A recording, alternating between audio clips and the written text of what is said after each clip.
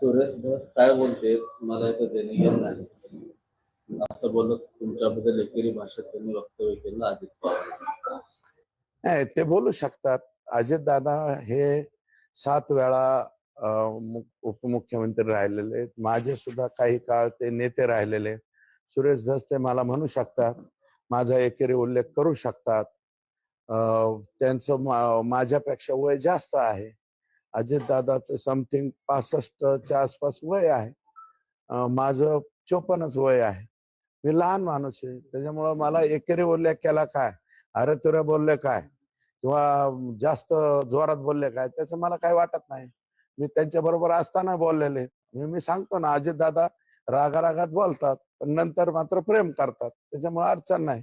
पण एवढं प्रेम करू नये दादांनी 63 कोटी उचलणाऱ्यांवर, अशी माझी विनंती हो. मी फक्त फडणवीस, नड्डा, शहा यांच्या झालं ते मी बोललो ना, ते बरोबर आहे. दादा बोलतात ते बरोबर आहे. फडणवीस साहेबांशी बोलू शकतात, नड्डा साहेब, ते ज्येष्ठ म्हणजे महायुतीचे प्रमुख घटक आहेत. ते जर त्यांना कोणाबद्दल काही बोलायचं असेल, मी तर काही त्यांच्यावरती बोललो नाही. माझ्याकडून चुकून एकदा एकेरी उल्लेख केला होता, मी माफी मागितली होती. आणि ते जे आहेत ते बरोबर आहे. नड्डा साहेब, अमित शहा साहेब किंवा मोदी साहेब आणि फडणवीस साहेब किंवा आमचे राज्याचे जे महसूल मंत्री आणि प्रदेशाध्यक्ष आहेत, त्यांच्याकडे ते बोलू शकतील. बाकीच्यांना, आम्हाला छोट्या कार्यकर्त्यांना दादांनी बोलण्याचं काय कारण? धनंजय मुंडे म्हणतात की माझ्या राजीनाम्याची मागणी कोणीही केली नाही. आम्ही सुद्धा नाही केली. मी कुठं राजीनामा केला? फक्त एवढं म्हणतो, ही एवढं कसं काय उचललं, एवढं म्हणणे बाबा.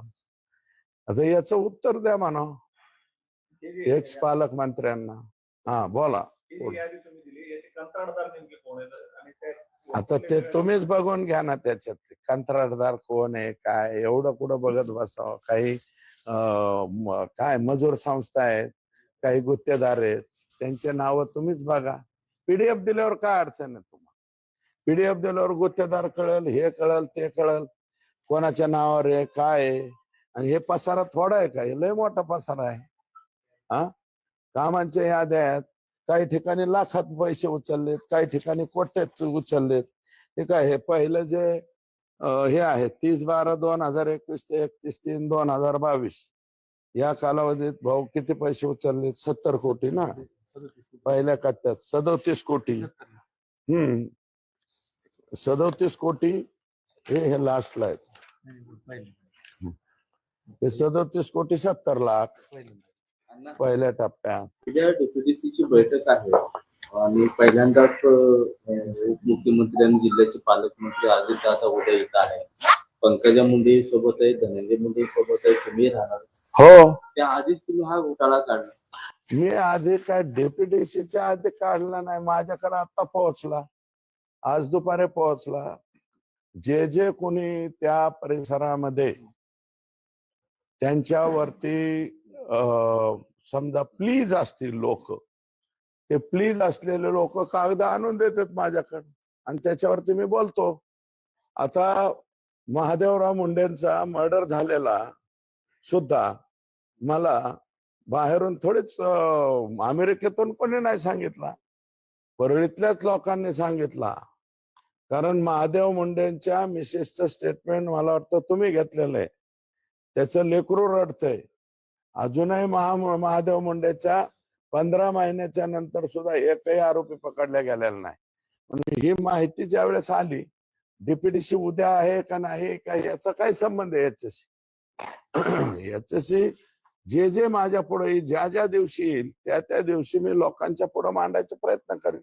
73 कोटी रुपये उचलणं म्हणजे भाजपाला नाही राव, हे लय अवघड आहे. इतकाले पैसे कस काय उचलू शकतात? 73 कोटी मध्ये मला वाटतं एखादा मतदारसंघ कॉन्क्रिटीकरण झालं असतं त्याचं, नाही तर अख्ख्या जिल्ह्याच्या शाळा बांधता आल्या असत्या. अख्ख्या जिल्ह्यामध्ये अंगणवाड्याचा पत्त्या नाही, आमच्या शाळा पण नाही, सगळ्या बांधून झाल्या असत्या ना. कशाला रस्त्यावर पैसे खर्च करायचे? आणि ते बी बोगस उचलण्यासाठी. इतकाले बोगस उचले तर सर बोगस मान्य करू, लाख लाख रुपयाचं उचललं, 25,000चं उचललं, 25 लाखाचं उचललं. हा, 25 पैसे सुद्धा उचलता येत नाहीत. 73 पैसे बोगस उचलता येत नाहीत. आणि याच्यामध्ये सरकारने कळवलंय एका ठिकाणी तर इथं डुप्लिकेशन झालंय. ऊस बार्दापूर रस्त्यावर. ऊस बार्दापूर रस्ता म्हणजे कोणीकडचा आहे? यांच्याच मतदारसंघातला असं. मला नाही माहित बाबा, मी एवढा फिरलेलो नाही जिल्हा. पण पत्रकार मंडळींना माझी विनंती, तेवढा सायगाव तिकडच दिसतंय मला असं वाटतं.